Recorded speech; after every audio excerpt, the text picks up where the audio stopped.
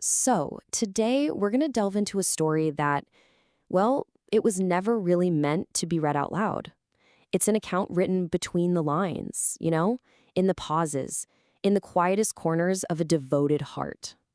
This is an explainer on a kind of love that chose silence over everything else. And okay, right off the bat, we need to be clear about something. This is not a love story. See, love stories are usually built on the hope of being understood, right? This is about something else entirely. And that's really the heart of what we're talking about today. It's not about connection. It's not about getting the happy ending. It's a record, a testimony to what's still left standing after the other person has walked away, completely unaware that a whole world was built for them in the first place. All right, so let's start with this first idea, the performance. This huge disconnect between a calm, smiling face and the absolute chaos that was happening just beneath the surface. And you can see the split right here, laid out so clearly. What you saw on the outside, a calm face, a gentle smile, composure. But what was real? On the inside, a storm trapped in a bottle, drowning, but quietly. A whole world just collapsing in on itself.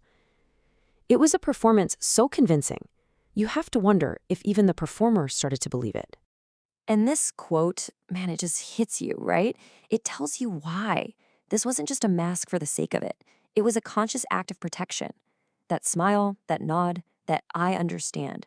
It was all a shield, specifically designed to keep his pain from ever becoming her problem. But here's the thing about a performance that good. It comes with a cost. A really high cost that no one ever saw. A price that was paid in full, all alone, because the composure was just so effective that nobody ever even thought to look behind the curtain. Okay, so we've established the smile was a mask. But what about the silence? This is where things get really interesting, because the narrative reframes it completely. It wasn't about fear or not caring. It was actually presented as the highest form of devotion. It kind of makes you stop and think, right? Why would love, of all things, choose to be silent? Everything we're taught says love has to be expressed. It has to be loud to be real. But this explores a totally different way of thinking. And here's the core of that philosophy. The idea that real love shouldn't be a demand. It shouldn't be a pressure you put on someone. It should be more like summer light, just there, gentle, warming things up without ever insisting on being the center of attention. And it wasn't a random thing. Every single moment of silence was a choice, a deliberate one. It was all to protect her from its weight, to avoid being a burden, to let her move freely. But look at that third one. Fear learned to sound like care. Wow, that's a huge confession, isn't it? It shows the restraint wasn't just selfless, it was also a shield against the pain of hearing no. Which brings us to this powerful, almost haunting statement. The idea that holding back wasn't an absence of feeling, it was an active, sacred offering. The silence itself was the gift. But a sacrifice like that, it doesn't just happen in a vacuum. It has consequences. And that's what we're going to get into now. The incredible weight of being invisible. The deep, isolating ache of being completely and utterly unseen. So the story starts to unpack what really hurt the most. And you might think it's obvious, but it's not. Losing the person was, of course, devastating. But we're told that wasn't actually the deepest cut. And boom, there it is. The real dagger wasn't the departure, it was the total lack of recognition that anything had been lost at all. It was his entire emotional world being so invisible that no one, not once, even thought to ask about the damage. And this makes a really important point. Being unseen, that's a whole different kind of pain than being rejected. I mean, rejection sucks, but at least it's an acknowledgement that your feelings exist. Being unseen means your love, your pain, your sacrifice, they might as well have never happened. They weren't even on the table. This quote just perfectly sums up that whole idea. The choice to break on the inside, to shatter inwardly, so that no one else has to get hurt by the shrapnel. A lonely, deliberate choice.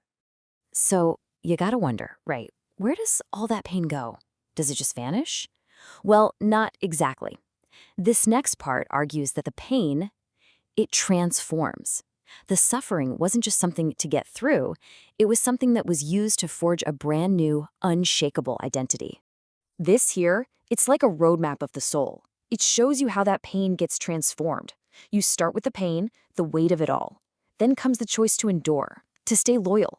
And that endurance, it's like a forge. It takes all that sorrow and pressure and turns it into strength, into steel, until a new identity emerges, one that's whole, unshakable, made sacred by the very silence that defined it. And this is the incredible result of that whole forging process. The experience, as agonizing as it was, wasn't destructive in the end. It was creative. It didn't break him, it built him into something stronger, something defined by the very devotion that went completely unseen. So, in the end, how do we define this unseen devotion? Well, it's not a wound. It's called the heaviest jewel. Something beautiful and incredibly strong created under immense, almost unbearable pressure. It's considered the highest proof of love precisely because it never asked for any proof in return. Okay, so now that we've gone through this whole journey, the story does something really interesting. It turns the camera around and points it right at us. It asks us to take a hard look at our own ideas of what love is supposed to look and sound like. And it asks a really tough question. A question for you, for me, for all of us. If someone loved you this way, quietly, steadily, without demands, would you even see it? Or have we all been conditioned to only recognize love when it's loud, when it makes a scene? And then it goes even deeper. It's not just a personal question, it's a cultural one. Where do we get this idea that love has to be a performance, that devotion has to put on a show, that quiet consistency and loyalty are somehow less real than big, loud declarations? And we end on this, a final, chilling thought that kind of sticks with you. It's a warning, really, that the quiet love we fail to see, it doesn't just disappear into thin air. It lingers, and its absence is felt most deeply when we finally realize the world doesn't replace something that rare. It just leaves a space that is eventually and permanently filled by regret.